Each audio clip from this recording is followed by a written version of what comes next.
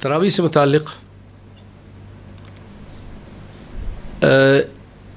ایک اور زبردست روایت سنیے.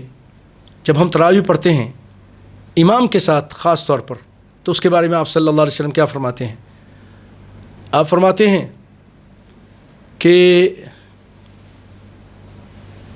اِنَّهُ مَنْ قَامَ مَعَ الْإِمَامِ حَتَّى يَنْصَرِفَ، جو امام کے ساتھ تراویح شروع کرتا ہے یہاں تک کہ امام سلام پھیر دے، یعنی پوری تراویح ختم کر دے، كتب اللہ له قیام لیلہ، اللہ تعالیٰ پورے رات کے قیام لکھ دیتا ہے کہ یہ 1 گھنٹہ یا 1.5 گھنٹے تک اس نے تراویح نہیں پڑھی، پوری رات تراویح پڑھتا رہا.